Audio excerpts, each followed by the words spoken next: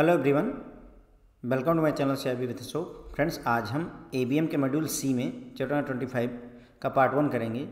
तो as per new syllabus ये नया चैप्टर ऐड किया गया है फ्रेंड्स, जिसमें हम पढ़ेंगे resolution of stressed asset under insolvency and bankruptcy code. ठीक है, तो जो भी स्ट्रेस्ड एसेट होते हैं, NPA वगैरह होते हैं, उनका रेजोल्यूशन IBC कोड के तहत किया जाता है। IBC insolvency and bankruptcy code 2016 के तहत किया जाता है। उसी के बारे में डिटेल में पूरा चैप्टर है आपका IBC 2016। ओके, तो देखिए इंसॉल्वेंसी और बैंक्रप्सी कोड जानेंगे पूरा डिटेल में। उसके पहले थोड़ा सा बैकग्राउंड देखिए 1991 में जब हमारे देश की इकोनॉमी को जो है पूरी दुनिया के लिए ओपन किया गया, तो क्या हुआ कि दुनिया भर की कंपनियों को एक मतलब राइट टू एंट्री मिली, यानी कि हमारे देश में आकर के बिजनेस करने का एक अधिकार मिला। ओके, तो राइट टू एंट्री यहाँ पर मिल गई। उसके बाद में फिर 2002 में कंपटीशन एक्ट लाया गया, कंपटीशन कमीशन कह सकते हैं, कंपटीशन कमीशन। उसके बाद में 2009 में कंपटीशन कमीशन ऑर्गेनाइजेशन की स्थापना की गई। मतलब कहने का ये हुआ, जैसे देखिए कंपनियां अब आ सकती हैं, सर पूरी दुनिया की कंपनियां हमारे देश में आकर के बिजनेस करती हैं। जैसे आप टेलीकॉम सेक्टर ले लीजिए तो एयरटेल है आपके पास में, वोडाफोन है ना, रिलायंस जियो है, इस और भी बहुत सारी कंपनियां हैं। तो ये सभी कंपनियां अब आराम से एंट्री कर सकती थी 1991 के बाद में। और 2002 में कंपटीशन कमीशन इसलिए लाया गया ताकि एक फेयर प्रैक्टिस जो है मार्केट में अडॉप्ट की जा सके। और उसके बाद में लेकिन इन कंपनियों के पास मान लीजिए किसी वजह से ये कंपनियां अगर एग्जिट करना चाहें, हमारे देश से छोड़कर जाना चाहती हैं, तो उसके लिए कोई भी यूनिफॉर्म प्रोसेस नहीं थी। प्रोसेस थी लेकिन वो बहुत ज़्यादा थकाऊ, बहुत सारे रूल्स और रेगुलेशंस को एक साथ ले करके चलने वाली प्रोसेस थी। जैसे अभी फोर्ड कंपनी ने हमारे देश से जो है बैकआउट कर लिया है, हमारे देश को छोड़ दिया है फोर्ड कंपनी ने, जो कार मैन्युफैक्चर करती है।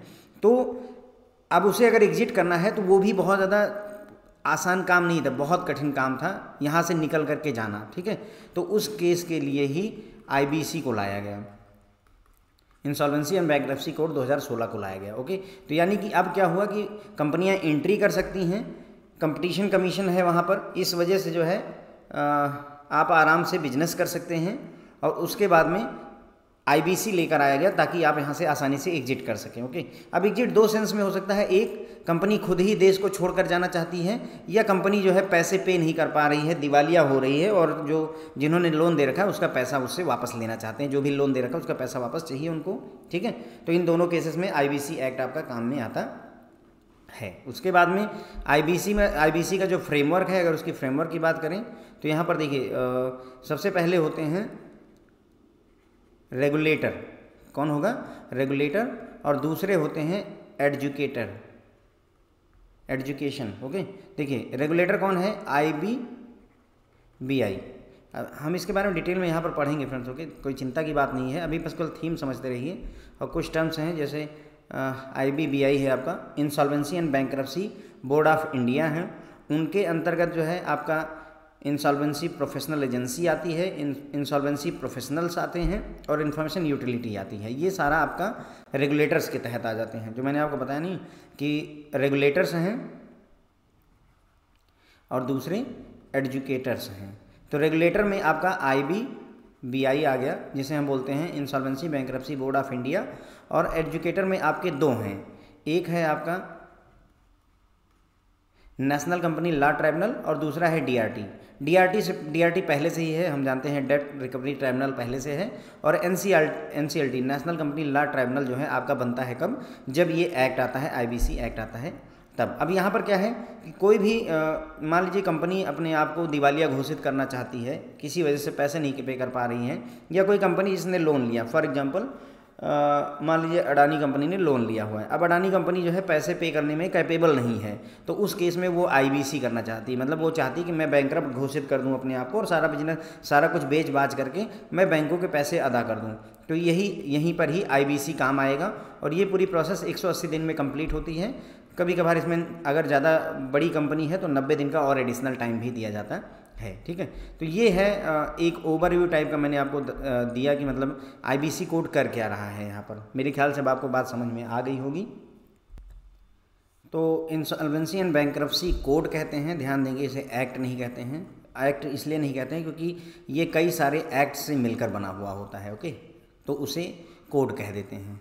ध्यान दीजिएगा, एक्ट होता है जब कोई एक नियम हो, लेकिन जब बहुत सारे एक्ट एक साथ मिल करके जो है कोई एक कानून बनाते हैं तो उसे हम कोड बोल देते हैं। इसीलिए यहाँ इंसॉल्वेंसी एंड बैंकरप्सी कोड शब्द का यूज किया गया है, इंसॉल्वेंसी एंड बैंकरप्सी एक्ट शब्द का प्रयोग नहीं किया गया है। ओके, तो आईबीसी जो एक्ट है आपका इंसॉल्वेंसी एंड बैंकरप्सी कोड 2016, वो कब आया था इफेक्ट में? 1 दिसंबर 2016 से। ध्यान रखेंगे 1 दिसंबर 2016 से ये इफेक्टिव हुआ है। Code has made a paradigm shift in laws related to insolvency in country. इन्होंने क्या किया, पूरी तरह से बदल करके रख दिया है हमारे देश में जो इंसॉल्वेंसी से रिलेटेड कानून था उसको पूरी तरह से चेंज करके रख दिया है। Okay, till then corporate bankruptcy and insolvency were decided in a complexity of multiple law leading to sometimes even viable business going into liquidation and most times borrowers prolong the process and escape legal action for recovery। ठीक है, तो इसके पहले यानी IBC code जब 1 दिसंबर 2016 से आने से पहले क्या प्रॉब्लम थी, जो कॉर्पोरेट बैंकरप्सी और इंसॉल्वेंसी होती थी उसमें कैसे डिसाइड होता था, बहुत सारे कॉम्प्लेक्स जो है मल्टीपल लॉ जो है यहाँ पर हुआ करते थे। ओके, जिसकी वजह से क्या होता था, कई बार क्या होता था, कभी कभार ऐसा होता था कि जो वायबल बिजनेस है, ऐसा बिजनेस जो आगे हो सकता है चल भी जाए, उसको जो है लिक्विडेट कर दिया जाता था, गोइंग इनटू लिक्विडेशन। लिक्विडेशन का मतलब होता है आप अपने जैसे मान लीजिए आपके पास में जितनी भी प्रॉपर्टी उन सबको बेच करके पैसे में बदल दीजिए, रुपए में कन्वर्ट कर दीजिए, तो वो लिक्विडेशन है। जैसे मेरे पास टीवी है, फ्रिज है, घर है, सब कुछ बेच बाच करके जो मैं पैसे अगर उन्हें कन्वर्ट कर दूँ तो दैट इज़ लिक्विडेशन। मैं ऐसा क्यों करूँगा, लेकिन भाई मैं ऐसा तब करूँगा जब मुझे किसी से कर्जा लिया हुआ उसको चुकाना है, इसलिए मैं अपनी सारी प्रॉपर्टी बेच करके उस कर्जा को चुका रहा हूँ। ओके, तो दैट इज़ लिक्विडेशन। तो कई बार ऐसा होता था कि ऐसा बिजनेस जो चल भी सकता था वो भी लिक्विडेट हो जाता था, मतलब उसको बेच बाच करके बिजनेस बंद करना पड़ता था। और ज़्यादातर केसेस में क्या होता था, जो बारोअर था, चूंकि ये प्रोसेस लंबी होती थी, कई सारे कानून होते थे, इसलिए वो क्या होता था, बारोअर जो है किसी पैसे वैसे नहीं चुकाता था, लीगल एक्शन वगैरह से बच जाता था और भाग जाता था देश छोड़ करके। ओके, तो रिकवरी से बच जाया करता था। ये सारी प्रॉब्लम्स वहाँ पर हुआ करती थी, क्योंकि एक सिंपल सा कानून था नहीं हमारे पास में। जैसे बैंक से 2000 करोड़ रुपए का लोन ले लिया आपने, ठीक है, आपके पास में जो प्रॉपर्टी है वो मान लीजिए 1000 करोड़ रुपए की ही है टोटल एसेट। आपने अब वहाँ मुकदमा चल रहा है, कानूनबाजी चल रही है, 6 महीने पर डेट पड़ रही है और आप आराम से इंजॉय कर रहे हैं। ओके, तो बारोअर को यहाँ पर फ़ायदा मिल जाया करता था जब तक कि ये आईबीसी कोड नहीं आया हुआ था। As it is a consolidation of the amendment to the then existing laws relating to the reorganization and insolvency resolution, it is called code rather than act। ठीक है, तो ये मैंने आपको बताया था इसे एक्ट क्यों नहीं कहते, कोड क्यों कहते हैं, क्योंकि ये कंसोलिडेशन है। जितने भी उस समय के एग्जिस्टिंग लॉ थे, ठीक है, उन सभी को एक साथ मिला करके एक बनाया गया जो रूल, उसी को हम कोड कहते हैं, एक्ट ना कह करके। क्लियर हो गई मेरी बात? तो ये हो गया आपका IBC insolvency and bankruptcy code 2016 जिसे बोलते हैं। ये कब से इफेक्टिव है? 1 दिसंबर 2016 से। इसने हमारे देश में जो इंसॉल्वेंसी से रिलेटेड कानून था उसमें पूरी तरह से परिवर्तन ला दिया है। ओके, उस समय तक जो हमारे देश में कॉर्पोरेट से रिलेटेड बैंकरप्सी और इंसॉल्वेंसी का जो कोड था या जो तरीका था वो ऐसा था कि उसमें बहुत सारे कानून शामिल हुआ करते थे, जिसकी वजह से कई बार जो है छोटे मोटे बिजनेस जो होते थे, जो बिजनेस चल भी सकते थे, वो भी लिक्विडेट हो जाया करते थे, ख़त्म हो जाते थे। और ज़्यादातर समय में बारोअर जो है जो लेंदी प्रोसेस है, कानून की लंबी प्रक्रिया का फ़ायदा उठा करके लीगल एक्शन से बच जाया करते थे रिकवरी के। ओके, क्योंकि ये उस समय के एग्जिस्टिंग जितने भी लॉ हैं आपके इंसॉल्वेंसी से रिलेटेड, उनको मिला करके बनाया गया है, इसलिए इसको कोड कहते हैं, ना कि एक्ट कहते हैं। डेफिनेशन बात करेंगे इंसॉल्वेंसी और बैंकरप्सी की, बहुत ही मतलब एकदम माइन्यूट सा डिफरेंस अगर मैं कहूँ। इंसॉल्वेंसी आपको लगेगा कि दोनों एक ही बात है, आप देखना इस चीज़ को। Insolvency is a situation where liability of an individual और an entity exceed its asset and is unable to pay debt obligation. यानी इंसॉल्वेंसी वह सिचुएशन है जब आपकी लाइबिलिटी इतनी ज़्यादा हो चुकी है कि आपके एसेट से अधिक हो गई है। आपके पास में एसेट 100 करोड़ का है और आपकी लाइबिलिटी 120 करोड़ की है। ये आपकी लाइबिलिटी, आपका एसेट, एसेट से ज़्यादा लाइबिलिटी हो गई। एसेट क्या है? आपकी पूंजी है। लाइबिलिटी क्या है? आपकी देनदारियाँ हैं, उधारी है, दूसरों को चुकाना है। तो अगर आपको जो दूसरों को देना है वो 120 करोड़ देना है और पैसे आपके पास 100 करोड़ है, तो दोगे कैसे भाई? 20 करोड़ की शॉर्टेज आपको चल रही है। तो ऐसे केसेस में आप ये समझ लीजिए कि इंसॉल्वेंसी आ चुकी है। यू आर अनेबल टू पे द डेट ऑब्लिगेशन, जो भी आपने कर्जा लिया है उसको आप पे करने में सक्षम नहीं है। बैंकरप्सी क्या होती है? Bankruptcy is a legal recognition of the insolvency as beyond resolution.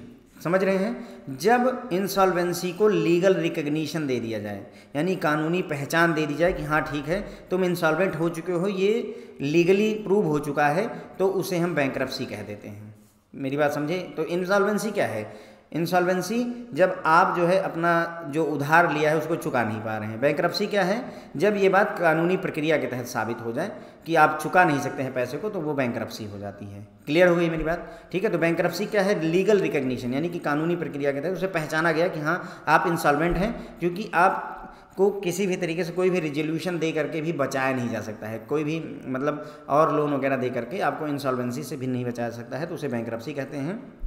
A bankrupt person or entity is a debtor who has been adjudged as bankrupt by a due adjudicating authority by passing a bankruptcy order। तो bankrupt person या bankrupt entity जैसे कोई company, वो debtor होता है जिसको bankrupt declare कर दिया गया है, किसके द्वारा? एडजुकेटिंग अथॉरिटी के द्वारा। मैंने आपको बताया था NCLT है ना, एडजुकेटिंग अथॉरिटी, NCLT और DRT, इनके द्वारा जब ये मतलब जो है एक पास कर दिया जाए बैंकरप्सी ऑर्डर कि हाँ ठीक है तुम बैंकरप्ट हो चुके हो, तो उस व्यक्ति को हम बैंकरप्ट कह देते हैं, ऐसे डेटर को हम बैंकरप्ट कह देते हैं। Court appoints a trustee who is responsible for selling the property and discharge obligation to the creditor.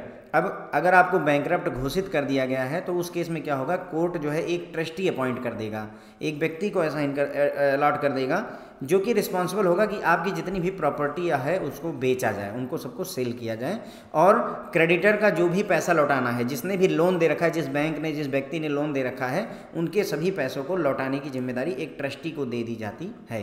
कैसे पैसा कैसे लौटाया जाएगा? आपके एसेट को सेल करके। Under IBC such trustee is resolution professional. तो इंसॉल्वेंसी एंड बैंकरप्सी कोड में ऐसे ट्रस्टी को हम रेजोल्यूशन प्रोफेशनल कहते हैं। ऐसे प्रोफेशनल जो इस प्रक्रिया को पूरा करने में मदद करते हैं उन्हें रेजोल्यूशन प्रोफेशनल कहते हैं। डिटेल में इसके बारे में भी चर्चा है। ओके, तो ये हो गई हमारी बात, इंसॉल्वेंसी क्या होती है, बैंकरप्सी क्या होती है। तो इंसॉल्वेंसी वो उस प्रक्रिया को कहते हैं जब आप पैसा पे ना कर पाएँ। सिंपल सी टर्म में आपकी EMI जो है हर 20 तारीख को जाती है, आप 20 तारीख को EMI नहीं पे कर पाते हैं, 21 तारीख आ जाती है, तो इसका मतलब आप इंसॉल्वेंट हो चुके हैं। हर महीने ये सिचुएशन हो सकती है, लेकिन हो सकता है कि आपकी सैलरी 25 तारीख को आए और फिर आप पेमेंट कर दो, अब आप इंसॉल्वेंट नहीं रहे। समझ रहे हैं? इंसॉल्वेंट बहुत ही माइनर सा टर्म है यहाँ पर कि आप पैसे पे नहीं कर पा रहे इसलिए इंसॉल्वेंट हो गए, अगर पे कर पा रहे हैं तो इंसॉल्वेंट नहीं हो गए। लेकिन अगर ये ऐसा हो कि 25 आपकी नौकरी चली जाए, 25 को सैलरी आनी ही नहीं है, अब आप कभी भी जो है ये जो EMI है उसको नहीं भर पा रहे हैं, तो आप अब बैंकरप्ट हो चुके हैं। मेरी बात समझे आप? यानी कि अगर आप पैसा नहीं पे कर पाते हैं तो इंसॉल्वेंट हो गए, अगर कभी नहीं पे कर पाते हैं तो आप बैंकरप्ट हो जाते हैं। बस इतना सा टर्म है, ठीक है। तो इंसॉल्वेंसी वो सिचुएशन होती है जब आपकी लायबिलिटी बढ़ चुकी है आपके एसेट से, एसेट कम है लायबिलिटी ज़्यादा है, तो ऐसे में आप पे नहीं कर पाते, तो वो इंसॉल्वेंसी हो गई।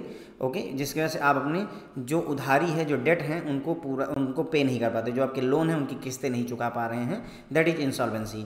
बैंकरप्सी वो होती है जब आप कभी इस चीज़ को चुका ही ना पाएँ, अनेबल टू पे, हमेशा के लिए अनेबल टू पे हो जाए, तो बैंकरप्सी होती है। या उसी को दूसरे टर्म में कहा जाए कि जब आपको लीगली रिकग्नाइज कर दिया जाए कि आप इंसॉल्वेंट हो चुके हैं, उसको लीगली रिकग्नाइज कर दिया जाए, तो उसे ही बैंकरप्सी कहा जाता है। जब भी आपको बैंकरप्ट घोषित किया जाएगा तो कोर्ट क्या करेगी? एक ट्रस्टी अपॉइंट करेगी। उस ट्रस्टी को रेजोल्यूशन प्रोफेशनल भी कहा जाता है, और ये ट्रस्टी जिम्मेदार होता है कि आपके जितने भी एसेट हैं, आपकी जो प्रॉपर्टी है उसको बेचें, और जो भी क्रेडिटर को पैसे लौटाने हैं उनको लौटाए जाएँ। ठीक है।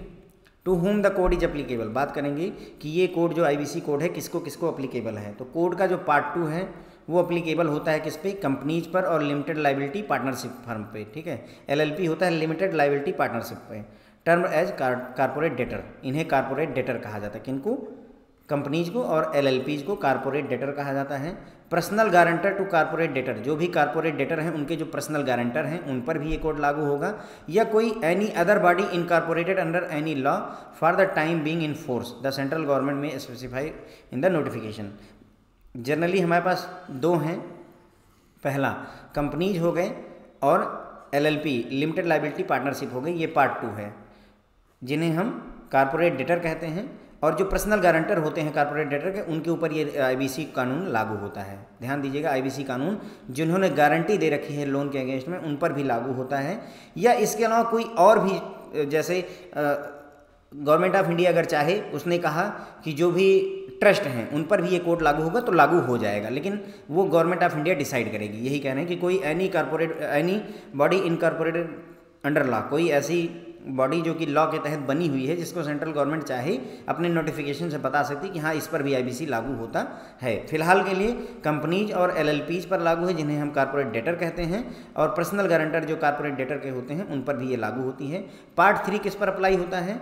ये होता है पार्टनरशिप फर्म पर, प्रोप्राइटरशिप फर्म पर और इंडिविजुअल्स पर। जो पार्ट 3 है कोड का वो पार्टनरशिप, प्रोप्राइटरशिप और इंडिविजुअल्स पर लागू होता है। तो कहने मतलब आईबीसी सब पर लागू है एक हिसाब से। अगर आप देखो पार्ट 3 में आते हैं इंडिविजुअल व्यक्ति आएगा, उसके बाद में आपका पार्टनरशिप फर्म आएगी और प्रोप्राइटरशिप फर्म आएगी।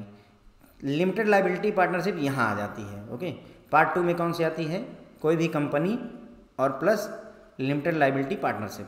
ओके, और इनके जो इन्हें कॉर्पोरेट डेटर कहते हैं इन दोनों को, और इनके जो गारंटर हैं उन पर भी लागू होती है। ओके, जैसे जो मैंने आपको बताया था एजुकेटर के बारे में, जिसमें एक एनसीएलटी था और एक डीआरटी था। तो जो एनसीएलटी है फ्रेंड्स वो लागू होता है आपके कॉर्पोरेट डेटर पर। किस पर लागू होता है? कॉर्पोरेट डेटर पर, इन पर, यानी कि कंपनी और एलएलपी पर, कंपनी और एलएलपी पर लागू होता है। और ये नॉन कॉर्पोरेट डेटर पर लागू होता है। नॉन कॉर्पोरेट डेटर में आपके ये सारे आ जाएंगे, प्रोप्राइटरशिप फर्म, पार्टनरशिप फर्म और इंडिविजुअल्स आ जाते हैं। ओके, तो कोड किन पर अप्लाई हो रहा है मैंने आपको बता दिया। फिर लीगल एलिमेंट की हमें बात करनी है। तो देखिए कोड जो आईबीसी कोड है उसका पार्ट 2 लागू होता है किस पर? कंपनीज पर, लिमिटेड लायबिलिटी पार्टनरशिप फर्म पर, जिन्हें हम कॉर्पोरेट डेटर भी कहते हैं। जो कॉर्पोरेट डेटर्स हैं यानी कंपनीज और एलएलपी, इनके जो पर्सनल गारंटर होते हैं उन पर भी आईबीसी कोड लागू होता है। इसके अलावा गवर्नमेंट, सेंट्रल गवर्नमेंट जिसको भी कह दे उस पर भी लागू होगा। जो पार्ट 3 है वो लागू होता है इंडिविजुअल व्यक्तियों पर, पार्टनरशिप फर्म पर और प्रोप्राइटरशिप कंसर्न पर या प्रोप्राइटरशिप फर्म पर लागू होता है। ठीक है, पार्ट 3 प्रोप्राइटरशिप, पार्टनरशिप और इंडिविजुअल आपके पार्ट 3 में आ जाते हैं। कंपनीज, एलएलपी यानी जिन्हें कॉर्पोरेट डेटर कहते हैं वो पार्ट 2 में आ जाते हैं। तो ये कोड इन सब पर लागू होता है। लीगल एलिमेंट में अगर हम बात करें तो सबसे पहले रेगुलेटर आता है आईबीबीआई, जिसे हम बोलते हैं insolvency and bankruptcy board of India. जैसे समझ लीजिए रिजर्व बैंक ऑफ इंडिया है आपके पास में, और उसके बाद में बहुत सारे बैंक होते हैं, चाहे वो पब्लिक सेक्टर बैंक हो चाहे वो प्राइवेट सेक्टर बैंक हो, है ना। बिल्कुल उसी कॉन्सेप्ट में ही आप ये समझ लीजिए जैसे रिजर्व बैंक ऑफ इंडिया वहाँ है उसी तरीके से आईबीबीआई यहाँ पर हो जाता है। ये रेगुलेटर है, यही जिम्मेदार है सब चीज़ों को मैनेज करने के लिए। ठीक है, तो आईबीबीआई जो है रेगुलेटर है, ध्यान देंगे। Insolvency and bankruptcy board of India regulator है यहाँ पर। इसके अंतर्गत आते हैं इंसॉल्वेंसी प्रोफेशनल एजेंसीज आती हैं, इंसॉल्वेंसी प्रोफेशनल्स आते हैं जिसमें इंटरिम रेजोल्यूशन प्रोफेशनल और रेजोल्यूशन प्रोफेशनल्स आते हैं, इंफॉर्मेशन यूटिलिटीज आती हैं। ये सब आपकी आईबीबीआई के तहत ही आ जाते हैं। सबके बारे में यहाँ पर डिटेल में चर्चा है, हर एक टॉपिक, हर एक टर्म हम डिटेल में डिफाइन करेंगे। तो मैंने आपको ये बता दिया इंसॉल्वेंसी और bankruptcy board of India IBBI जो है ये रेगुलेटर है, बिल्कुल आरबीआई की तरह ही समझ लीजिए इसको। ठीक है, इसके अंतर्गत आते हैं इंसॉल्वेंसी प्रोफेशनल एजेंसी। ओके, उसके बाद में आपके इंसॉल्वेंसी प्रोफेशनल आते हैं। ये लोग, ये इंसॉल्वेंसी प्रोफेशनल वो लोग होते हैं जो मतलब इस रेजोल्यूशन प्रोसेस को, इस प्रक्रिया को पूरा करने में मदद करते हैं। अब आते हैं उसमें दो तरीके के होते हैं, इंटरिम रेजोल्यूशन प्रोफेशनल और रेजोल्यूशन प्रोफेशनल। इंटरिम वो वाले होते हैं जब तक रेजोल्यूशनल प्रोफेशनल को मतलब जो है अलॉटमेंट नहीं हो जाता, जब तक ये डिसाइड नहीं होता कि कौन रिजोल्यूशनल प्रोफेशनल का काम करेगा, तब तक जो व्यक्ति काम करता है रिजोल्यूशनल प्रोफेशनल का उसे इंटरिम रिजोल्यूशनल प्रोफेशनल कहते हैं। Okay, resolution professional. Information utility होती है, इन सभी जितनी भी डिटेल्स हैं इन सारे डेटाबेस को एक जगह पर इकट्ठा करने के लिए जो चीज़ यूज होती है वही इंफॉर्मेशन यूटिलिटी कहलाती है। सारे के बारे में डिटेल में चर्चा है। फिर यहाँ क्रेडिटर्स आते हैं। क्रेडिटर वो लोग होते हैं जिन्होंने लोन दे रखा है, जिन्होंने पैसे दे रखे हैं। अब दो तरीके के क्रेडिटर हैं, फाइनेंशियल क्रेडिटर और ऑपरेशनल क्रेडिटर। फाइनेंशियल क्रेडिटर वो होते हैं जिन्होंने लोन दे रखा है, बेसिकली ऐसे समझ लीजिए जिन्होंने पैसा दे रखा है, इंटरेस्ट ले करके पैसा दे रखा है। ओके, बदले में इंटरेस्ट चार्ज करते हैं तो लोन हो गया। ऑपरेशनल क्रेडिटर कौन होते हैं? ऑपरेशनल क्रेडिटर वो होते हैं जिन्होंने पैसा तो नहीं दिया है, या फिर जो है जैसे गुड्स दे रखा है, कोई सामान आपने दे दिया, यानी कि जैसे मेरी फैक्ट्री है, उस फैक्ट्री से मैंने बहुत सारा माल एक व्यक्ति की दूसरी कंपनी को दे रखा है, तो इस केस में मैं कैसा हो गया, ऑपरेशनल क्रेडिटर हो गया, क्योंकि मैंने पैसा तो नहीं दिया लेकिन बहुत सारा सामान, जैसे 100 कार मैंने उसको उधार दे रखी है कि तुम ले जाओ बेचो और उसके बाद मुझे पैसे देना, तो मैं ऑपरेशनल क्रेडिटर हो जाता हूँ। ओके, या फिर जो है एडवांस पैसे दे दिए हैं मैंने, ये भी हो जाता है कि जैसे मैंने इसको $1,00,000 दे दिया है और इससे कहा है कि मुझे कार भेज देना, तो मैंने क्या किया, एडवांस पैसे दे दिए हैं और बदले में मुझे अभी सामान नहीं मिला हुआ है, तो उस केस में भी वो व्यक्ति ऑपरेशनल क्रेडिटर कहलाता है। फाइनेंशियल क्रेडिटर बैंक हो गए, एनबीएफसी हो गए, जिन्होंने लोन दे दिया हुआ है। ओके, तो क्रेडिटर जिन्होंने पैसा लोन दे रखा है कंपनी को, जिनको पैसे वापस चाहिए, बेसिकली फंसते यही हैं। क्यों भाई, जैसे अभी अडानी कंपनी की स्थिति आप देख ही रहे हैं, अगर एसबीआई ने 2,000 करोड़ रुपए दे रखे हैं तो उसे 2,000 करोड़ रुपए वापस चाहिए।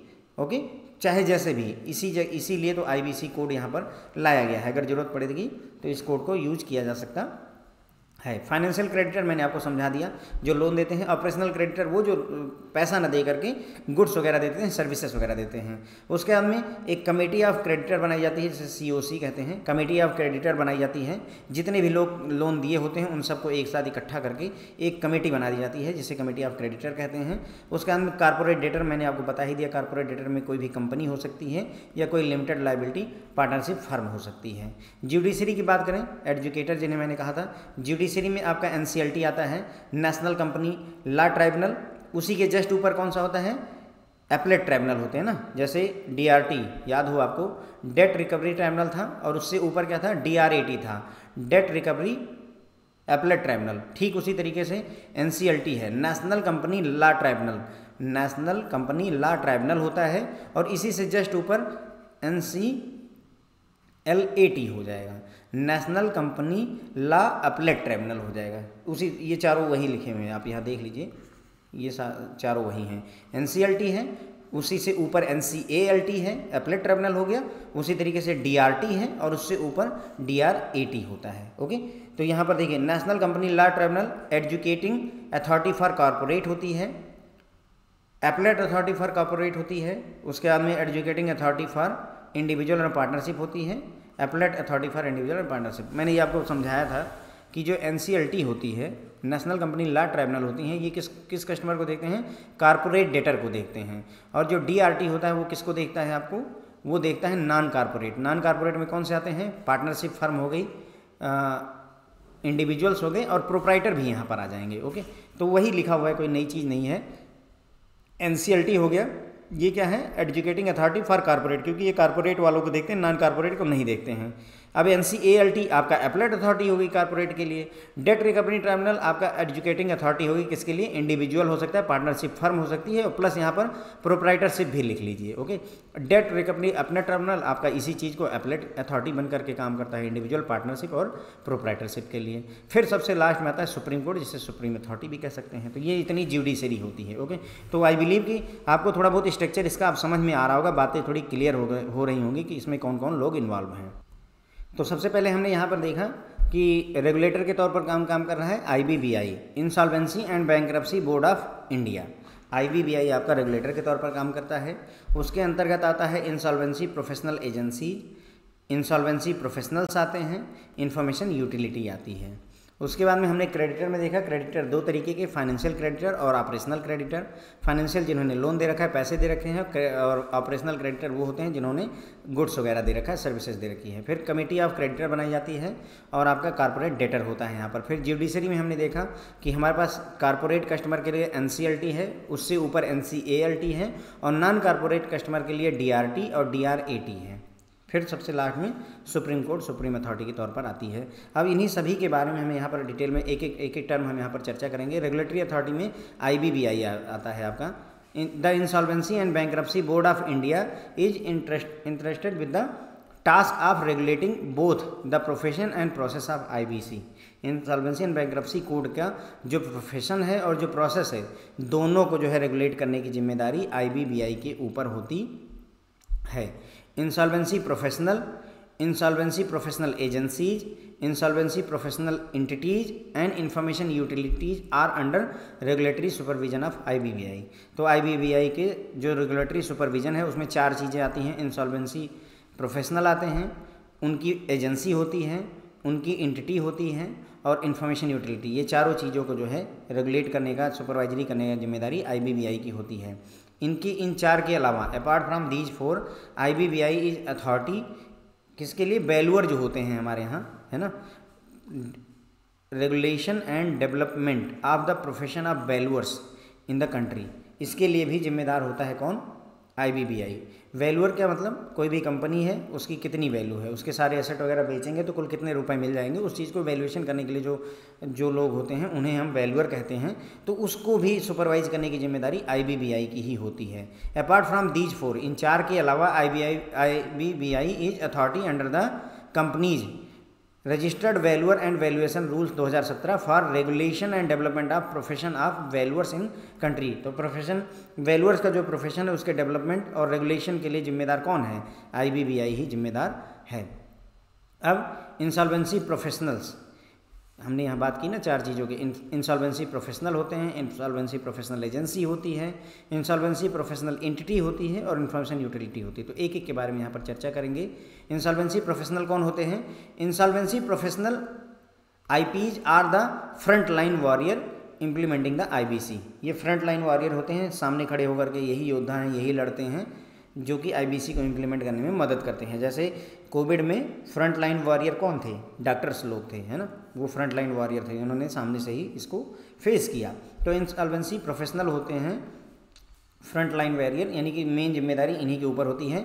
दे are professional licensed registered by IBBI to undertake the role of interim resolution professional या फिर resolution professional, liquidator and are bankruptcy trustee under any resolution process initiated under the code. Okay, IP यानी insolvency professional does the end to end job depending upon his or her role of IBC। ठीक है, तो ये professional जो आपके insolvency professional होते हैं, इनको लाइसेंस कौन देता है, इनको रजिस्ट्रेशन कौन देता है, IBBI देता है। Insolvency and bankruptcy board of India जो है, इनके पास इन्हें रजिस्टर्ड होना चाहिए। इंसॉल्वेंसी प्रोफेशनल को अपने आप को IBBI के पास रजिस्टर करना पड़ता है। ये जो इंसॉल्वेंसी प्रोफेशनल होते हैं ये इंटरिम रेजोल्यूशन प्रोफेशनल का काम कर सकते हैं, या रेजोल्यूशन प्रोफेशनल का काम कर सकते हैं, या लिक्विडेटर के तौर पर काम कर सकते हैं, या बैंक्रप्सी ट्रस्टी के तौर पर काम कर सकते हैं। अगर कोई भी जो है IBC की प्रक्रिया के तहत, इस कोड के तहत कोई भी रेजोल्यूशन प्रोसेस इनिशिएट होती है। रेजोल्यूशन प्रोसेस इनिशिएट होने का मतलब किसी भी कंपनी को दिवालिया घोषित करके उसे एसेट बेचने की प्रक्रिया को अगर शामिल होते हैं तो उस केस में ये जो है व्यक्ति अपना काम करता है। IP इंसॉल्वेंसी जो प्रोफेशनल होते हैं ये एंड टू एंड जॉब अपनी करते हैं, उनका जो रोल है उसके आधार पर एंड टू एंड जॉब इन्हें करना होता है। आगे बढ़ते हैं, इंसॉल्वेंसी प्रोफेशनल एजेंसीज की बात करेंगे। IPA insolvency professional agencies or bodies or entities registered with IBBI and are responsible for promoting the best professional standard among the insolvency professional। ठीक है, तो इंसॉल्वेंसी प्रोफेशनल जो एजेंसी होती है IPA, ऐसे समझ लीजिए IBBI है आपका, ठीक है, insolvency and bankruptcy board of India है, उसने क्या किया, अपने नीचे IPA अलॉट किए, इंसॉल्वेंसी प्रोफेशनल एजेंसी बनाई ताकि सारी जिम्मेदारी इसके ऊपर ना रहे। इंसॉल्वेंसी प्रोफेशनल एजेंसी की जिम्मेदारी है कि जितने भी इंसॉल्वेंसी प्रोफेशनल हैं इनके लिए स्टैंडर्ड मेंटेन करें, इस प्रोफेशन को बढ़ावा दे, इसको प्रमोट करें। ओके, तो IPAs आर बॉडीज या एंटिटीज़ ऐसी बॉडी या एंटिटी होती हैं जो IBBI के साथ रजिस्टर्ड होती हैं और ये रिस्पॉन्सिबल होती हैं क्या, बेस्ट प्रोफेशनल स्टैंडर्ड को प्रमोट करने के लिए IPs के बीच में, इंसॉल्वेंसी प्रोफेशनल के बीच में जो best standard professional standard follow होना चाहिए उसको बढ़ावा देने के लिए IPA होती हैं। Every IP insolvency professional must be a member of IPA। हर एक जो इंसॉल्वेंसी प्रोफेशनल है उसके लिए ज़रूरी होता है कि वो IPA का मेंबर हो। किसका मेंबर हो, इंसॉल्वेंसी प्रोफेशनल एजेंसी का मेंबर हो। जैसे कि देखिए ना, जितने भी IP हैं उनको रजिस्टर किसके साथ करना है, इसका मेंबर बनना पड़ेगा। रजिस्ट्रेशन तो IBBI के साथ करना पड़ता है इंसॉल्वेंसी प्रोफेशनल को, लेकिन इसको IPA का मेंबर भी बनना पड़ता है। इंसॉल्वेंसी प्रोफेशनल को इंसॉल्वेंसी प्रोफेशनल एजेंसी का मेंबर होना पड़ता है, ये कंपलसरी होता है before seeking registration with IBBI। ठीक है, तो IBBI में रजिस्ट्रेशन करने से पहले आप एक IPA यानी इंसॉल्वेंसी प्रोफेशनल एजेंसी के साथ में अपना रजिस्ट्रेशन करवा लीजिए।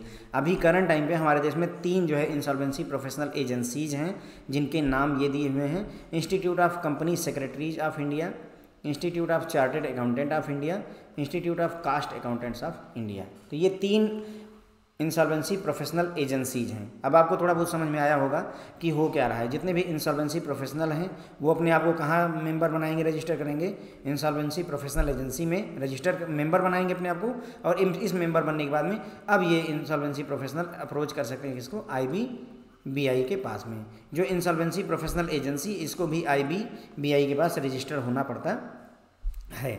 इनका काम क्या है, IPA का इंसॉल्वेंसी प्रोफेशनल एजेंसी का काम है कि जो ये इंसॉल्वेंसी प्रोफेशनल का जो बिजनेस है, जो ये आपका प्रोफेशन है, इसमें स्टैंडर्ड को मेंटेन करना या नए नए स्टैंडर्ड को लेकर के आना होता है। आगे बढ़ते हैं, इंसॉल्वेंसी प्रोफेशनल एंटिटी की बात करेंगे, IPE। इंसॉल्वेंसी प्रोफेशनल एंटिटीज़ की अगर बात करें तो IPE जो होते हैं ये एक रजिस्टर्ड फर्म होती हैं, चाहे वो पार्टनरशिप हो या लिमिटेड लाइबिलिटी पार्टनरशिप हो या कोई कंपनी हो, IPs की, किसकी, इंसॉल्वेंसी प्रोफेशनल की। यानी कि इंसॉल्वेंसी प्रोफेशनल अगर जो है अपनी कोई फर्म रजिस्टर करवा ले, चाहे वो कंपनी बना ले अपनी, चाहे पार्टनरशिप फर्म बना ले, तो उसे ही हम इंसॉल्वेंसी प्रोफेशनल एंटिटी कहते हैं। एंटिटी इसलिए, देखिए वहाँ पर एजेंसी था, एजेंसी ऐसा होता है कि मतलब वो एक स्टैंडर्ड चीज़ है, स्टैंडर्ड चीज़ है इंसॉल्वेंसी प्रोफेशनल एजेंसी के नाम से जानी गई, राइट। यहाँ पर इंसॉल्वेंसी प्रोफेशनल एंटिटी है। एंटिटी है इसका मतलब ये हुआ कि जो आपके इंसॉल्वेंसी प्रोफेशनल हैं उन्होंने अपनी एक कोई कंपनी बना ली खुद की, तो उसे हम बोलेंगे इंसॉल्वेंसी प्रोफेशनल एंटिटी बोल देंगे। ये मैंडेटरी नहीं होता, ध्यान देंगे, it is not mandatory to set up. कोई ज़रूरी नहीं कि आप जो है इंसॉल्वेंसी प्रोफेशनल एंटिटी को सेटअप ही करें, ओके। लेकिन ये इंटरनल होता है, those insolvency professional who are members to provide infrastructural support service to IPs themselves, ठीक है। तो अपने खुद के मतलब फ़ायदे के लिए, खुद का इंफ्रास्ट्रक्चर सपोर्ट फाइंड आउट करने के लिए इंसॉल्वेंसी प्रोफेशनल जो होते हैं वो अपनी खुद की एक कंपनी रजिस्टर कर सकते हैं, उसे ही इंसॉल्वेंसी प्रोफेशनल एंटिटी कहा जाता है।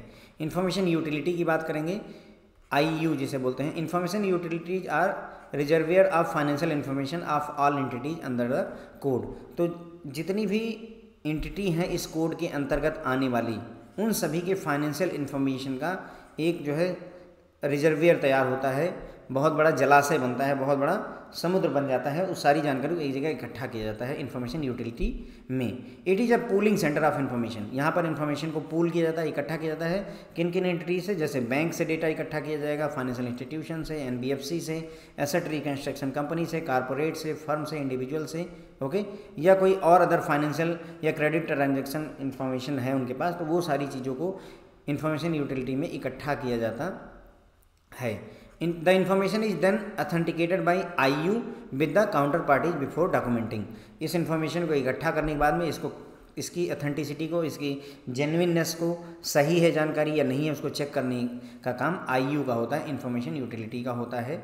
ये चेक करेगा किसके साथ, काउंटर पार्टीज़ के साथ में, जिस भी बैंक से डेटा आया है उससे चेक करेगा, ठीक है।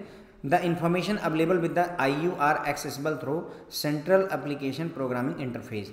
तो जो इन्फॉर्मेशन यूटिलिटी के पास में डेटा है, IU के पास जो भी डेटा है, इन्फॉर्मेशन अवेलेबल है, उसको एक्सेस करने के लिए जो पोर्टल है उसका नाम है central application programming interface, central application programming interface.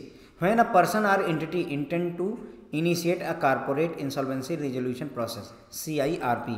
जब भी कोई व्यक्ति या कोई एंटिटी चाहती है कि CIRP को इनिशिएट किया जाए, यानी कि कॉर्पोरेट इंसॉल्वेंसी रिजोल्यूशन प्रोसेस को इनिशिएट किया जाए अगेंस्ट अ कॉर्पोरेट डेटर, किसी कॉर्पोरेट डेटर के अगेंस्ट में, it must attach a copy of certificate of default issued by IU information utility with CIRP application filed with the educating authority.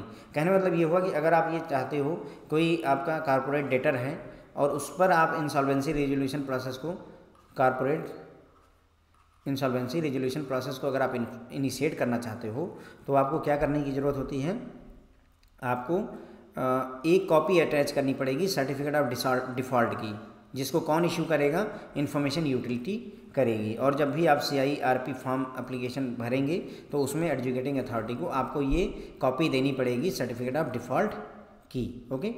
उसके बाद में certificate creditor and creditor committee की बात बाद में करेंगे, पहले एक बार फिर से देख लेते हैं जितनी बातें हमने करी हैं। Regulatory authority. तो हमने देखा IBBI जो है insolvency and bankruptcy board of India जो है वो रेगुलेटरी अथॉरिटी है IBC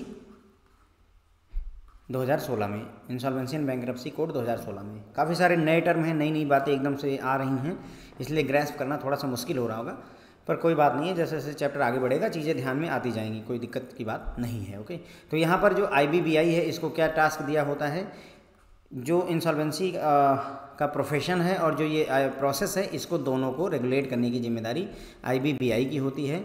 insolvency professional, insolvency professional agency जो कि हमारे देश में 3 हैं, इंसॉल्वेंसी प्रोफेशनल एंटिटी और इंफॉर्मेशन यूटिलिटी जो है ये सुपरवाइज की जाती है किसके द्वारा, IBBI के द्वारा। ठीक है, इंसॉल्वेंसी प्रोफेशनल चारों के बारे में हमने डिस्कस कर लिया है। इन चारों के अलावा जो वैल्यूअर होते हैं हमारे देश में, प्रोफेशन ऑफ वैल्यूअर का होता है हमारी कंट्री में, उसको भी रेगुलेट करने का, उसको भी सुपरवाइज करने की अथॉरिटी किसको होती है, IBBI को ही होती है। अब इन चारों के बारे में हमें बात करनी है, इंसॉल्वेंसी प्रोफेशनल, एजेंसी, एंटिटी और इंफॉर्मेशन यूटिलिटी। तो इंसॉल्वेंसी प्रोफेशनल कौन होते हैं, ये फ्रंट लाइन वॉरियर होते हैं, इन IBC को इम्प्लीमेंट करने में सबसे आगे यही लोग अवेलेबल होते हैं। ये प्रोफेशनल को लाइसेंस दिया जाता है या रजिस्टर किया जाता है IBBI के द्वारा। ठीक है, तो IBBI के पास में जो आपके इंसॉल्वेंसी प्रोफेशनल, इनको IBBI के पास रजिस्टर करवाना होता है, लेकिन उस रजिस्ट्रेशन से पहले इनको मेंबर बनना पड़ता है किसका, IPA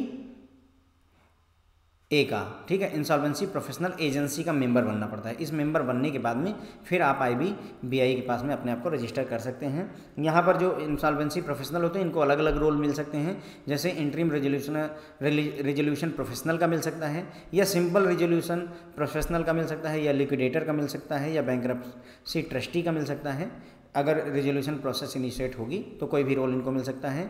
ये अपना एंड टू एंड काम निपटाते हैं डिपेंडिंग अपॉन देयर रोल। फिर इंसॉल्वेंसी प्रोफेशनल एजेंसी की बात की तो IPA जो होता है, इंसॉल्वेंसी प्रोफेशनल एजेंसी, वो एंटिटी होती हैं जो कि IBBI के पास रजिस्टर होती हैं, और इनकी जिम्मेदारी होती है किस चीज़ की, कि प्रमोट करें किसको, बेस्ट प्रोफेशनल स्टैंडर्ड जो है एमंग इंसॉल्वेंसी प्रोफेशनल्स। ठीक है, तो इंसॉल्वेंसी प्रोफेशनल के बीच में बेस्ट प्रोफेशनल स्टैंडर्ड को ये प्रमोट करें, ये जिम्मेदारी होती है इंसॉल्वेंसी प्रोफेशनल एजेंसी की। एवरी IP, हर इंसॉल्वेंसी प्रोफेशनल को मेंबर बनना पड़ता है इंसॉल्वेंसी प्रोफेशनल एजेंसी का। IBBI के पास रजिस्ट्रेशन करवाने से पहले आपको उसका मेंबर बनना पड़ेगा। करंट टाइम पे 3 इंसॉल्वेंसी प्रोफेशनल एजेंसीज हमारे देश में हैं, जिनके नाम हैं institute of company secretaries of India, institute of chartered accountants of India, institute of cost accountants of India. फिर आता है इंसॉल्वेंसी प्रोफेशनल एंटिटी। तो ये मैंडेटरी नहीं होता है ये सेटअप। ठीक है, अगर कोई इंसॉल्वेंसी प्रोफेशनल अपनी फर्म रजिस्टर कर लेता है, चाहे पार्टनरशिप, चाहे लिमिटेड लायबिलिटी पार्टनरशिप, चाहे कोई कंपनी बना लेता है, कौन, इंसॉल्वेंसी प्रोफेशनल, तो उसे ही हम इंसॉल्वेंसी प्रोफेशनल एंटिटी बोल देते हैं। ये कोई मैंडेटरी नहीं होता है, अपने खुद के हेल्प के लिए इंसॉल्वेंसी प्रोफेशनल आपस में हेल्प करने के पर्पज से ऐसा कर सकते हैं, लेकिन ये ज़रूरी नहीं होता है। इन्फॉर्मेशन यूटिलिटी क्या होती है, इन्फॉर्मेशन यूटिलिटी जितनी भी एंटिटी जो है आपके इस कोड में इन्वॉल्व हैं उन सब की फाइनेंशियल इन्फॉर्मेशन का एक बहुत बड़ा डेटाबेस होता है। यहाँ पर इन्फॉर्मेशन को पूल किया जाता है, पूलिंग सेंटर होता है, सारी जगहों से डेटा इकट्ठा किया जाता है। कहाँ कहाँ से, बैंक से डेटा इकट्ठा किया जाएगा, फाइनेंशियल इंस्टीट्यूशन से, नॉन बैंकिंग फाइनेंशियल कंपनी से, एसेट रिकंस्ट्रक्शन कंपनी से, कारपोरेट से, फर्म से, इंडिविजुअल से। ठीक है, इन सभी जगहों से यहाँ पर डेटा इकट्ठा किया जाता है। उसके बाद में इस इंफॉर्मेशन को ऑथेंटिकेट किया जाता है इंफॉर्मेशन यूटिलिटी के द्वारा। जब ऑथेंटिकेट हो जाता है तभी उसको डॉक्यूमेंट किया जाता है, तभी उसको डॉक्यूमेंट में बदला जाता है। इस इन्फॉर्मेशन को एक्सेस करने के लिए आपको एक पोर्टल एक्सेस करना पड़ता है जिसको हम बोलते हैं CAPI, central application programming interface. यहाँ इसको एक्सेस करेंगे तो इन्फॉर्मेशन यूटिलिटी का डेटा आपको एक्सेस हो जाता है। जब भी अगर आप जो है किसी कारपोरेट डेटर के अगेंस्ट में CIRP करना चाहते हैं, यानी कारपोरेट इंसॉल्वेंसी रिजोल्यूशन प्रोसेस को इनिशिएट करना चाहते हैं, तो उस केस में आपको एक कॉपी देनी पड़ती है सर्टिफिकेट ऑफ डिफ़ॉल्ट की, जो कौन इशू करता है, इन्फॉर्मेशन यूटिलिटी इशू करेगा। तो यानी इन्फॉर्मेशन यूटिलिटी के पास जाइए, उससे सर्टिफिकेट ऑफ डिफ़ॉल्ट की कॉपी लेकर आइए, और जब जो है CIRP का अप्लाई करिए तो उस समय इस कॉपी को आप लगा दीजिए, एजुकेटिंग अथॉरिटी को उसको प्रेजेंट कर दीजिए। एजुकेटिंग अथॉरिटी में आपका NCLT है और DRT है। NCLT के साथ में उसका एपेलेट अथॉरिटी भी है ना, और DRT के साथ में भी उसकी एपेलेट अथॉरिटी भी है। ये नॉन कारपोरेट कस्टमर्स को देखते हैं और ये कारपोरेट कस्टमर्स को देखते हैं। कारपोरेट कस्टमर में आपकी कंपनीज आती हैं, लिमिटेड लायबिलिटी पार्टनरशिप फर्म्स आती हैं। उसके बाद में creditors and committee of creditor की हम बात करेंगे, COC की। फाइनेंशियल क्रेडिटर मैंने आपको समझाया था, ऑपरेशनल क्रेडिटर आपको समझाया था, लेकिन यहाँ पर थोड़ा सा डेफिनेशन वाइज देख लीजिए। फाइनेंशियल क्रेडिटर किसे कहते हैं? Financial creditor are those who have lent money to the corporate debtor, CD जिसे बोलेंगे, mean for paying back without any trade transaction. कोई ट्रेड नहीं कर रहे हैं हम यहाँ पर, कोई गुड्स का लेन देन नहीं हो रहा है, बस हमने पैसे को जो है उधार दे रखा है ताकि वो पैसा हमें ब्याज सहित वापस मिल सके, तो उसे फाइनेंशियल क्रेडिटर कहेंगे। ऑपरेशनल क्रेडिटर उन्हें कहते हैं who have supplied goods or services on credit. ये वो लोग हैं जिन्होंने गुड्स या सर्विसेज को सप्लाई किया है क्रेडिट पर, उधारी पर आपने सामान दे दिया है, कोई सर्विस प्रोवाइड कर दी है, तो उसे ऑपरेशनल क्रेडिटर कहते हैं। या those who have made advance payment of money to the corporate debtor in consideration of receiving back goods or service. या कुछ लोग ऐसे होंगे जिन्होंने एडवांस पेमेंट कर दी है, जैसे आपने मुझे 1500 रुपये पे कर दिए हैं इस उम्मीद में कि मैं आपको आने वाले समय में 5 सब्जेक्ट पढ़ा करके दूंगा, है ना, तो इसका मतलब आप मेरे ऑपरेशनल क्रेडिटर हो गए। ओके। और अगर मैंने बैंक से 5 लाख रुपए लोन ले लिया है अपना स्टूडेंट सेटअप करने के लिए, तो बैंक मेरे लिए फाइनेंशियल क्रेडिटर हो गया। क्लियर हो गई मेरी बात? फाइनेंशियल क्रेडिटर और operational creditor. Committee of creditor की बात करें, committee of creditor is a committee of normally only financial creditor and is formed by the interim resolution professional based on the claim received from the creditor। तो ध्यान दीजिएगा, जो committee of creditor होती है ये नॉर्मली केवल financial creditor से मिलकर के बनी हुई होती है, यानी कि जो ऑपरेशनल क्रेडिटर होते हैं वो यहाँ पर नहीं मौजूद होते हैं। इनका केवल रोल सुपरवाइजरी होता है, यानी कि ऊपर से बस केवल देखते रहते हैं, दूर से दर्शक बने हुए होते हैं, उसमें कोई रोल नहीं निभा पाते हैं। ओके। तो कमेटी ऑफ क्रेडिटर जो होती है ये कमेटी होती है किसकी? केवल फाइनेंशियल क्रेडिटर्स की। और इसको कौन बनाता है? इंटरिम रेजोल्यूशन प्रोफेशनल द्वारा बनाया जाता है। किसके आधार पर? Claim received from the creditor, यानी कि जैसे कोई भी कंपनी अगर जो है इंसॉल्वेंसी एंड बैंक्रप्सी कोड की तरफ अगर बढ़ना चाहती है तो तुरंत ही एक जो है नोटिस इशू किया जाता है कि जिन जिन लोगों ने इनको उधार दे रखा है इस कंपनी को, वो लोग जो है अपना क्लेम प्रेजेंट करें। तो वही क्लेम, जितने लोग अपना क्लेम देते हैं उसी के आधार पर कमेटी ऑफ क्रेडिटर बनाई जाती है। किसके द्वारा? इंटरिम रेजोल्यूशन प्रोफेशनल के द्वारा। Okay. Each financial creditor will have a voting power proportionate to exposure of the corporate debtor. तो हर एक फाइनेंशियल क्रेडिटर को यहाँ पर वोट देने का अधिकार मिलेगा उस प्रोपोर्शन में जितना उसका एक्सपोजर है। जैसे किसी ने 100 करोड़ रुपए लोन दिया है, किसी ने 10 करोड़ रुपए लोन दिया है, किसी ने 50 करोड़ रुपए लोन दिया है, तो भाई अगर देखा जाए तो इनका वोट 10 की वैल्यू का होगा, इनका वोट 1 वैल्यू का होगा, इनका वोट 5 वैल्यू का होगा। ओके। तो ये कॉर्पोरेट जितना आपका एक्सपोजर है उसी के प्रोपोर्शन में आपको वोटिंग पावर मिल जाती है। Operational creditor have only observatory role in committee of creditor, ठीक है, except where there are no financial creditor. ध्यान देंगे कि ऑपरेशनल जो क्रेडिटर होते हैं उनका केवल ऑब्जर्वेशन या सुपरवाइजर का रोल होता है। ऑब्जर्व करिए, बस आप कुछ कर नहीं सकते हैं, केवल ऑब्जर्वेशन करेंगे। ओके। किसमें? कमेटी ऑफ क्रेडिटर में। एक्सेप्ट कहाँ पर? अगर मान लीजिए कोई फाइनेंशियल क्रेडिटर ही नहीं है, केवल ऑपरेशनल क्रेडिटर ने ही जो है लोन मतलब पैसे दे रखे हैं, सामान दे रखा है, तो उस केस में अगर ऐसा है तो भाई जो है ऑब्जर्वेटरी रोल नहीं रहेगा बल्कि मेन रोल में आ जाएंगे। लेकिन अगर जो है फाइनेंशियल क्रेडिटर अवेलेबल हैं तो जो आपके ऑपरेशनल क्रेडिटर होते हैं उनका कोई रोल नहीं रहता, केवल ऑब्जर्वेटरी रोल रह जाता है। कोरम जो होता है COC का, कमेटी ऑफ क्रेडिटर में जो कोरम है 33% बाई वैल्यू होता है। इसका क्या मतलब होता है? कोरम का मतलब समझिए, जैसे कोई एक मीटिंग लगनी है, मान लीजिए हमारी विधानसभा है या हमारे देश की जो सदन है, लोकसभा है, राज्यसभा है, तो वहाँ कोरम का कॉन्सेप्ट होता है। कोरम ये कहता है कि जैसे जितने भी मेंबर हैं उसका अगर 1/10 मौजूद नहीं है तो मीटिंग नहीं हो सकती है। उसका मतलब कि लोकसभा अपना रूटीन का काम नहीं कर सकती है। अब सोचिए 500 मेंबर अगर लोकसभा में हैं तो इसका मतलब 1/10 यानी कि 50 सांसद कम से कम जो है लोकसभा में होंगे, तभी लोकसभा अपने काम को प्रोसीड कर सकती है, तभी वो मीटिंग लगाई जा सकती है। ये होता है कोरम का कॉन्सेप्ट। ओके। इसका मतलब ये हुआ कि जो कमेटी ऑफ क्रेडिटर है इसका कोरम कितना है? 33% बाई वैल्यू है। 33% वैल्यू का मतलब ये हुआ कि मान लीजिए कोई कंपनी है जिस पर 1000 करोड़ रुपए का टोटल लोन है, कोई कंपनी इसमें 1000 करोड़ का लोन है, तो इसका मतलब 330 करोड़ रुपए का लोन, जैसे मान लीजिए इनको 6 लोगों ने लोन दिया है, ABCDEF, ठीक है, इन 6 लोगों ने लोन दिया है। किसी ने 100 करोड़ दे रखा है, किसी ने 200 करोड़ दे रखा है, किसी ने 50 करोड़ दे रखा है, किसी ने 70 करोड़ दे रखा है, किसी ने 300 करोड़ दे रखा है। इस तरीके से इन लोगों ने लोन दे रखा है।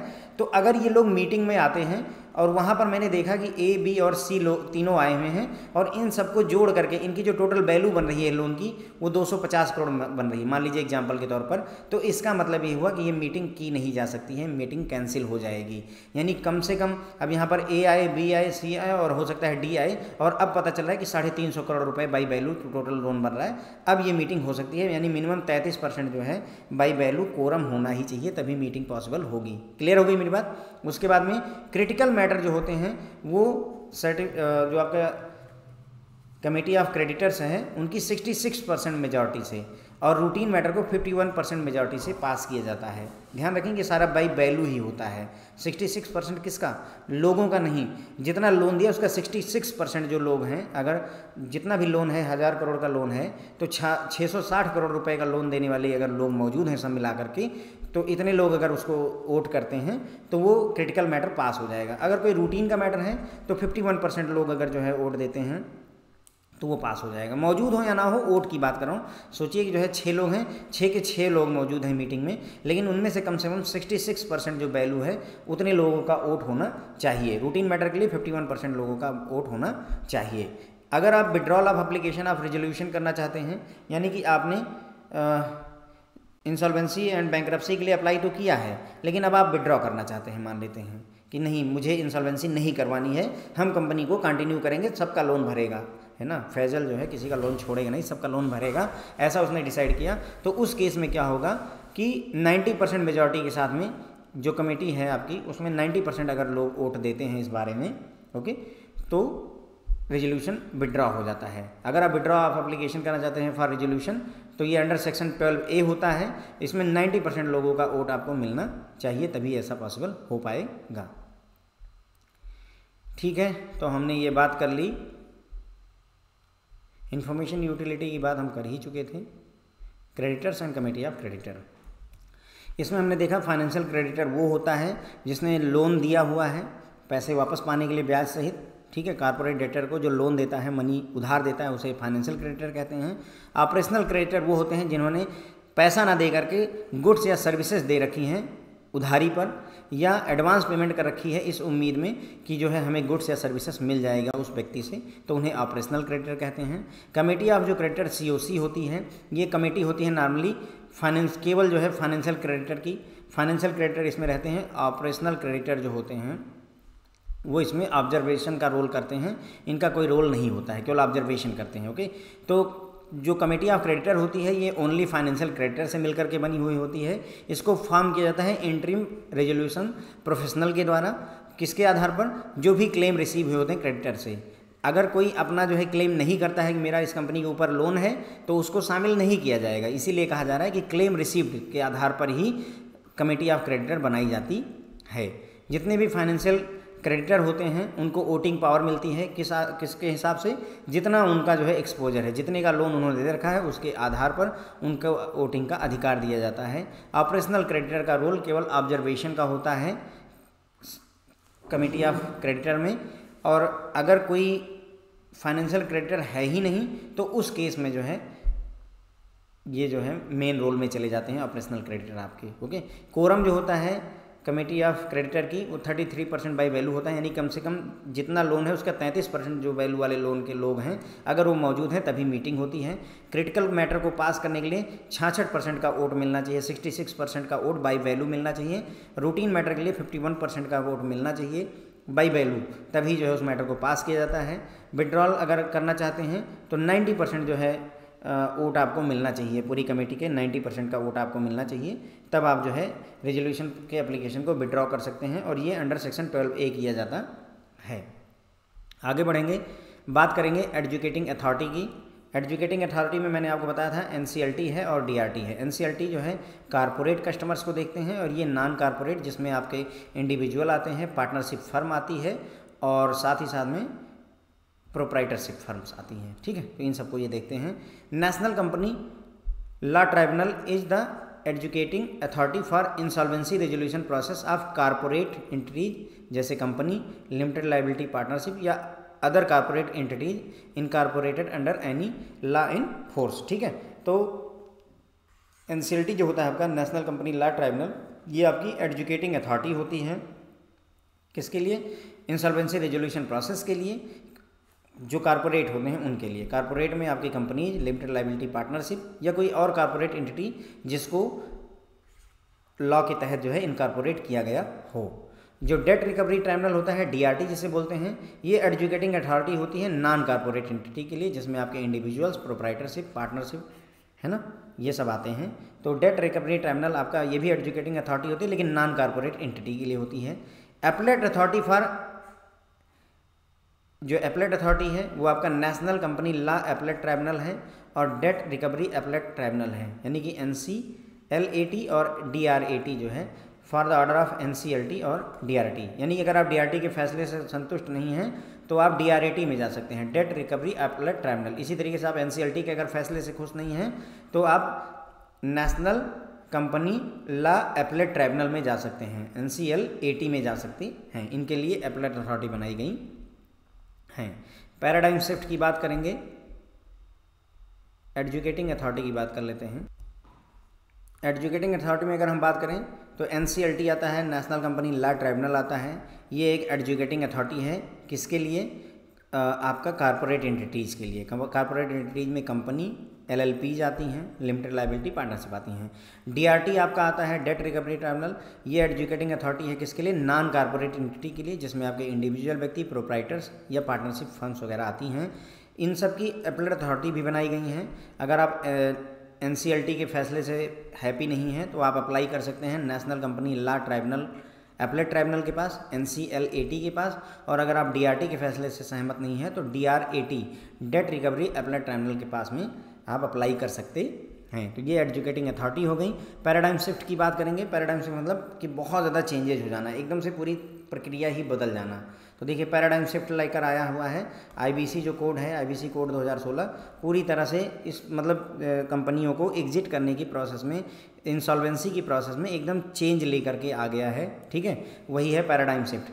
IBC made leaning of the law from debtor in possession to creditor in control as on appointment of interim resolution professional she takes over as CEO of corporate debtor and on formation COC supersede the board of directors of the corporate debtor. देखिए ये कह रहे हैं कि जो IBC है, insolvency and bankruptcy code है, उसने क्या किया कि पहले डेटर इन पोजीशन होते थे, कहने मतलब जिसने उधार ले रखा है वही अपने संपत्ति का मालिक है, अपनी फैक्ट्री का मालिक है, अपनी कंपनी का मालिक है। इस जगह से हटा करके अब ये ख़त्म कर दिया गया, डेटर इन पोजीशन से हटा करके क्रेडिटर इन कंट्रोल दे दिया गया। यानी अब बैंक, NBFC जिसने भी लोन दे रखा है अब उनको कंट्रोल मिल जाता है, क्योंकि जैसे ही इंटरिम रिजोल्यूशन प्रोफेशनल को अपॉइंट किया जाता है वो तुरंत ही CEO से टेक ओवर कर लेता है, CEO से ऊपर चला जाता है। चीफ एग्जीक्यूटिव जो ऑफिसर होता है कंपनी का, उससे ऊपर इंटरिम रिजोल्यूशन प्रोफेशनल की वैल्यू हो जाती है, यानी CEO यहाँ पर अब बेकार हो जाता है। और इसी तरीके से जब एक बार इंटरिम रिजोल्यूशन प्रोफेशनल जो है एक कमेटी ऑफ क्रेडिटर बना देता है तो ये जो कमेटी ऑफ क्रेडिटर होती है ये सुपरसीड कर जाती है किसको? बोर्ड ऑफ डायरेक्टर्स को। समझिए आप, बोर्ड ऑफ डायरेक्टर से ऊपर कौन बैठ गया? COC, यानी कि कमेटी ऑफ क्रेडिटर बैठ गई। CEO से ऊपर कौन बैठ गया? इंटरिम रेजोल्यूशन प्रोफेशनल बैठ गया। तो यानी कि अब CEO कुछ कर नहीं सकता है, उस जो कुछ भी करना है वो सारा काम IRP की सलाह से होगा या IRP खुद डिसाइड करेगा। उसी तरीके से बोर्ड ऑफ डायरेक्टर अब कुछ नहीं कर सकता है, जो कुछ भी डिसाइड करेगा वो कमेटी ऑफ क्रेडिटर करेगा। तो एक तरीके से डेटर इन पोजीशन जो हुआ करता था उससे हटा करके क्रेडिटर इन कंट्रोल दे दिया गया, यानी कि सारी की सारी कंट्रोल अब क्रेडिटर के हाथ में है। क्योंकि इससे क्या है, बैंकों के पैसे नहीं डूबते हैं। पहले पता चला कि जो है विजय माल्या जो है अपना सारा कुछ जो है लेकर के भाग गए, अब उनकी कंपनी है लेकिन हम उसका एसेट बेच नहीं पा रहे हैं। क्यों? क्योंकि वो डेटर की चीज़ें हैं, लेकिन वो सब चीज़ें ख़त्म हो गई। अब क्या है कि कंट्रोल में बैंक हैं, NBFC हैं, जिन्होंने भी लोन दे रखा है वो सब अब कंट्रोल में आ जाते हैं। क्योंकि जैसे ही एक बार आपका इंटरिम रेजोल्यूशन प्रोफेशनल अलॉट हुआ, अपॉइंट हुआ, तुरंत ही CEO की वैल्यू जो है ख़त्म हो गई, मेन वैल्यू अब इसकी आ गई जो इंटरिम रेजोल्यूशन प्रोफेशनल है। इसी तरीके से जो आपका COC होता है ये सुपरसीड कर जाता है बोर्ड ऑफ डायरेक्टर्स को। तो आप देख रहे होंगे कि मतलब सबको जो है मतलब एक तरीके से सबके पर काट दिए जाते हैं, एक तरीके से कहा जाए ना। The original promoter or their related parties are barred from bidding for resolution of the corporate entity at default. जो ओरिजिनल प्रमोटर होते हैं, जिन्होंने कंपनी को एस्टेब्लिश किया होता है, या उनकी जो रिलेटेड लोग होते हैं, उनको बैन कर दिया जाता है, उनको हटा दिया जाता है किसी भी रेजोल्यूशन प्रोसेस से। कॉर्पोरेट एंटिटी जिसने डिफ़ॉल्ट कर दिया है, जिसने लोन का पैसा नहीं चुकाया है, उसके रेजोल्यूशन प्रोसेस में अब ना तो ओरिजिनल प्रमोटर की कोई वैल्यू रह गई, ना उनकी रिलेटेड पार्टी की कोई वैल्यू रह गई है। Effectively takes away the ownership. इससे क्या होता है कि ओनरशिप अलग चली जाती है। ओरिजिनल प्रमोटर की जगह पर जो आपके IRP हैं, है ना, इंटरिम रेजोल्यूशन प्रोफेशनल हैं, इनके पास चली जाती है। Ownership and control and management of the corporate entity from the hands of existing promoter. तो एग्जिस्टिंग जो प्रमोटर हैं उनके हाथ से ओनरशिप कंट्रोल वगैरह सब चला जाता है। ओके, तो ये है पैराडाइम शिफ्ट की अगर हम यहाँ पर बात करें कि क्या चेंजेस जो है लेकर के आया हुआ है। पैराडाइम शिफ्ट आपको मेरे ख्याल से समझ में आ गया होगा कि IBC कोड आने की वजह से जहाँ पहले जो है जिन्होंने लोन दे रखा था वो परेशान महसूस किया करते थे, वो ऐसा नहीं है। अब पूरी की पूरी कंट्रोल जो है उनके हाथ में चली जाती है। कोई भी कंपनी जिसको बैंक अगर वो बैंकरप्ट हो रही है तो उस पर तुरंत ही इंटरिम रेजोल्यूशन प्रोफेशनल को अलॉट कर दिया जाएगा। अब पूरी कंपनी को चलाने की जिम्मेदारी उनकी हो जाती है। जो रेजोल्यूशन प्रोफेशनल होते हैं, इनको ये जिम्मेदारी जाती है, कंपनी भी चलानी होती है उनकी। ओके, तो ओवरऑल जो है टेक ओवर सुपरसीडिंग हो जाती है, जिसकी वजह से पैराडाइम शिफ्ट हम महसूस कर सकते हैं। ठीक है फ्रेंड, इसी के साथ ये लेक्चर खत्म होता है। Thank you so much.